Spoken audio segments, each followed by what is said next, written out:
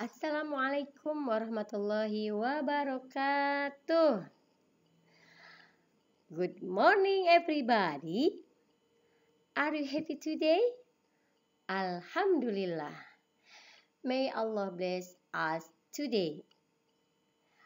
My all student, today you meet again with me in English lesson about educated story. Adapun tujuan pembelajarannya adalah 1. Siswa mampu melafalkan kosakata. Yang kedua, siswa mampu memahami teks dan menjawab pertanyaan. Yang ketiga, siswa mampu memahami kalimat simple past tense. Bersama Ibu Guru Neneng. My all student, please follow me about following vocabularies. Komik, artinya komik. Myth, artinya mitos. Fairy tale story, cerita dongeng. Fable, fable. Novel, novel. History, sejarah. Selanjutnya, mari kita membaca teks berjudul Elephant and Mouse yang ada di halaman 90. Silahkan kalian baca dari paragraf pertama hingga paragraf terakhir. Selanjutnya, kalian perhatikan terjemahan dari teks tersebut. Kurang lebih terjemahannya adalah: Alkisah hiduplah seekor gajah muda. Dia sangat nakal. Setiap hari dia bangun terlambat dan tidak pernah mengerjakan pekerjaan rumahnya. Di sekolah hanya mengintimidasi hewan lain karena dia adalah anak terbesar dan terkuat. Dia sangat suka menggertak tikus karena dia adalah hewan terkecil di sekolah. Gajah selalu berkata bahwa tikus kecil dan jelek. Suatu hari mereka menjalani ujian. Gajah pun panik karena tidak pernah belajar. Maka tidak heran bila mendapat hasil yang buruk. Gajah sangat kecewa melihat hasilnya. Tikus mendekatinya dan bertanya, "Apakah kamu baik-baik saja?" Gajah sedang dalam mood bad, sehingga dia tidak mencoba menggertak tikus. "Aku mendapat nilai buruk," dia menjawab. "Tidak apa-apa, aku akan membantumu belajar. Jadi pada ujian berikutnya kamu akan mendapat nilai bagus," kata tikus itu. Gajah kaget sekaligus dan bersyukur. Dia menyesali semua yang telah dia lakukan pada tikus. Setelah apa yang gajah lakukan padanya, tikus tidak membencinya. Sebaliknya, dia rela membantu gajah. Setelah itu, mereka menjadi sahabat. Gajah berhenti menggertak hewan lain dan dia belajar lebih rajin. Adapun pesan moral dari cerita tersebut adalah bersikaplah baik kepada semua orang karena kamu tidak tahu siapa yang akan membantumu ketika kamu dalam kesulitan di masa depan. Nah, setelah kalian membaca teks tersebut dan menerjemahkannya, selanjutnya kalian kerjakan halaman 91, pertanyaan-pertanyaannya. Jawabannya adalah berdasarkan teks yang ada di halaman 90. Selanjutnya, kalian pun harus mengerjakan halaman 92 dengan teks berjudul The Golden Egg. Di situ kalian tinggal menuliskan pesan moral dari cerita yang berjudul The Golden Egg. Selanjutnya, kalian pun mengerjakan halaman 94 dengan judul teks The Lion and the Mouse. Nah, di situ kalian harus menentukan karakter dan karakteristik. Karakter itu artinya tokoh. Karakteristik itu artinya watak atau sifat. Nah, kalau setting itu adalah pengaturan tempat. Konflik itu adalah permasalahan yang timbul dalam cerita tersebut. Nah, yang terakhir adalah moral atau pesan moral yang terdapat dalam cerita tersebut. Selanjutnya, perhatikan tentang grammar atau tata bahasa tentang simple past tense.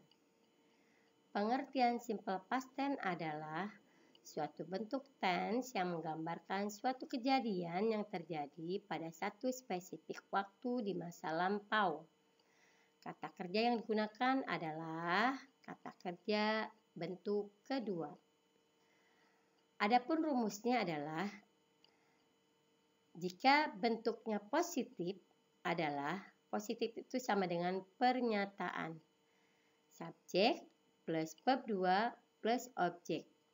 Atau bisa juga subjek plus to be, was atau were plus adjective atau adverb. Contoh kalimat.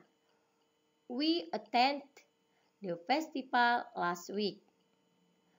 Kami telah menghadiri festival minggu yang lalu.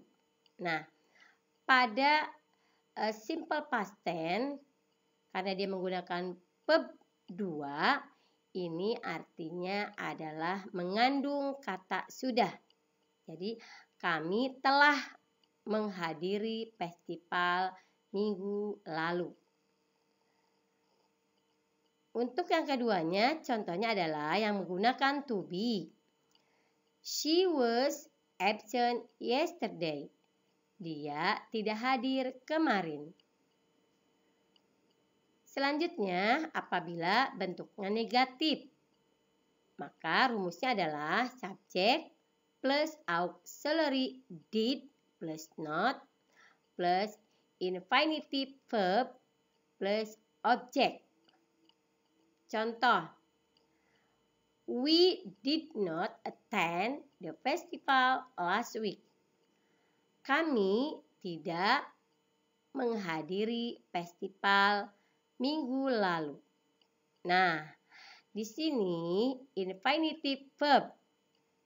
Jadi, verb 2 yang digunakan pada bentuk positif ketika dia negatif, karena sudah menggunakan kata bantu did atau auxiliary did, maka kata kerja yang tadinya bentuk kedua berubah menjadi bentuk pertama kembali. Kenapa? Karena sudah menggunakan auxiliary did. Jadi, attend di situ tidak lagi menggunakan ed. Untuk yang keduanya yang menggunakan to be, yaitu she was not absent yesterday. Dia tidak hadir kemarin. Selanjutnya, apabila bentuk interrogatif atau kalimat tanya, maka auxiliary atau kata bantunya dia akan berada di depan, ditulis sebelum subjek. Untuk positif dan negatif, subjek ditulis di awal, tetapi di interrogatif, subjek ditulis setelah kata bantu. Plus infinitive verb dan plus objek. Dan diakhiri dengan tanda tanya. Contohnya adalah, did they attend the festival last week? Apakah mereka telah menghadiri festival minggu lalu? Nah, ini bentuknya adalah pertanyaan. Disebutnya dengan yes, no question. Jawabannya yes atau no. Nah, untuk yang satunya yang menggunakan to be, Sama, to be-nya didahulukan, baru subjek. Was she absent yesterday? Apakah dia tidak hadir kemarin? Sama, jawabannya adalah dengan menggunakan yes, no question. Yes atau no, ya. Jadi, was she absent yesterday? Jika dijawab dengan yes, yes, she was. Kalau ditanya dengan no, no, she was not. Seperti itu. Ini adalah bentuk simple past tense. Sekarang perhatikan kata kerja bentuk kedua yang digunakan dalam simple past tense. Pada dasarnya, simple past tense memiliki struktur yang sama dengan simple present tense. Hal yang membedakan keduanya adalah waktu dan kata kerja yang digunakan. Bentuk kata kerja yang digunakan pada simple past tense harus berupa bentuk kata kerja kedua atau kata kerja masa lampau yang terdiri dari dua jenis sebagai berikut. Yang pertama adalah regular verbs. Yang kedua, irregular verbs. Regular verb adalah bentuk kata kerja beraturan. Cukup ditambahkan d atau ed pada akhir kata kerja dasar. Contoh, ask menjadi asked, love menjadi loved, select menjadi selected, study menjadi studied, happen menjadi happened, look menjadi looked. Nah, yang kedua, irregular verb atau kata kerja tak beraturan. Kalau ini berbeda dengan regular verb, tidak menambahkan d atau ed di akhir kata dasar. Ini memiliki bentuk tersendiri. Contoh, be menjadi was atau were. Begin menjadi began. Break menjadi broke. Bring menjadi broke. Buy menjadi bought. Will menjadi built. Chose menjadi chose. Do menjadi did. Make menjadi made. Teach menjadi taught. Ini adalah contoh beberapa kata kerja bentuk kedua. Untuk lebih jelasnya lagi, silahkan kalian buka kamus bahasa Inggrisnya untuk mempelajari khususnya irregular verb atau kata kerja yang tidak beraturan. Adapun untuk kata kerja yang beraturan cukup mudah karena hanya menambahkan d atau ed di akhir kata dasarnya.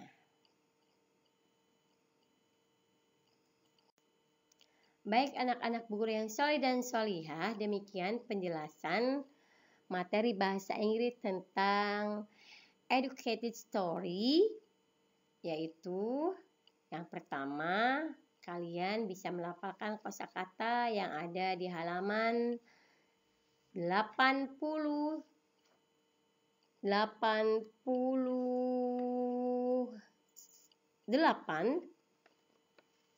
Selanjutnya, kalian telah mempelajari tentang teks. Banyak teks di situ dan menerjemahkannya.